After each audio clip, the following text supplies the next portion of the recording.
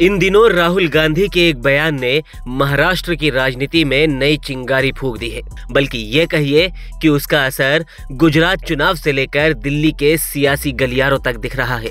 कांग्रेस नेता राहुल गांधी ने सावरकर को माफी वीर कहा तो सावरकर के पोते रंजीत सावरकर ने जवाहरलाल नेहरू और एडवीना माउंटबेटन के रिश्तों पर सवाल उठा दिया। सावरकर को माफी वीर कहने वाले राहुल गांधी देश के पहले प्रधानमंत्री जवाहरलाल नेहरू की चौथी पीढ़ी में आते हैं। अब नेहरू की चौथी पीढ़ी ने सावरकर पर हमला बोला तो सावरकर की तीसरी पीढ़ी भी नेहरू का इतिहास खंगालने लगी। सावरकर के पोते रंजीत सावरकर ने नेहरू के बारे में जो कुछ कहा, आप उन्हीं की जुबानी सुनिए। पे फंसा गया, नेहरू को फंस गए, उसका जवाब राहुल गांधी से चाहिए, उसके अगेंस्ट क्या एक्शन। और मैं भारत के प्रधानमंत्री से अपील करता हूँ, इसकी पूरी खोज हो। लेडी माउंटबेटन कलेक्शन आज अवेलेबल है, वहाँ पे वो ओपन हो चुका है, मगर वो देते नहीं है बाहर, उसका कोर्ट केस चालू है। वो डॉक्यूमेंट्स की मांग करे भारत सरकार और उसमें सच में देखे कि कितनी इंटेलिजेंस वहां से इधर गई है। जिस वक्त देश आजादी की दहलीज पर खड़ा था, उस वक्त माउंटबेटन भारत के वायसराय थे। नेहरू का माउंटबेटन से वास्ता पड़ता था और उनके जरिए ही लेडी माउंटबेटन के भी वो करीब पहुंचे।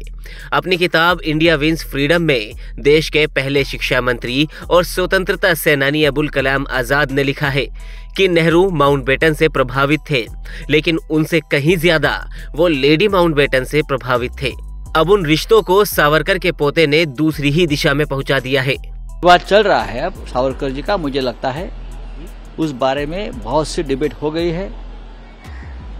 हमारे लिए सावरकर वंदनीय है, प्रिय है। हमारे लिए महात्मा गांधी, सुभाष चंद्र बोस, नेताजी, पंडित जवाहरलाल नेहरू। सावरकर पर राहुल गांधी के बयान का असर महाराष्ट्र की महाविकास अघाड़ी पर भी पड़ता दिख रहा है।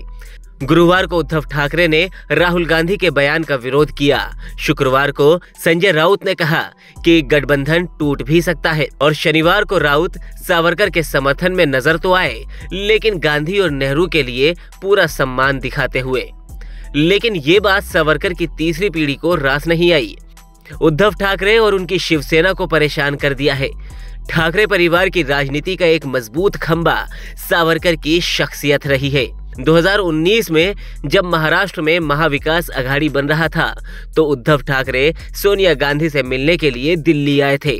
कहा जाता है कि उद्धव ने सोनिया गांधी से कहा था कि गठबंधन के लिए जरूरी है कि राहुल गांधी या फिर कांग्रेस का कोई भी नेता वीर सावरकर पर कोई आपत्तिजनक बयान न दे, क्योंकि महाराष्ट्र में सावरकर का बहुत सम्मान है। लेकिन उसके बाद कई मौके आए जब राहुल गांधी ने सावरकर पर ऐसे बयान दिए जो शिवसेना को परेशान करने वाले थे। इसलिए अब की बार उद्धव की शिवसेना न सिर्फ सख्ती से पेश आई है, बल्कि सावरकर को भारत रत्न देने की भी मांग कर रही है।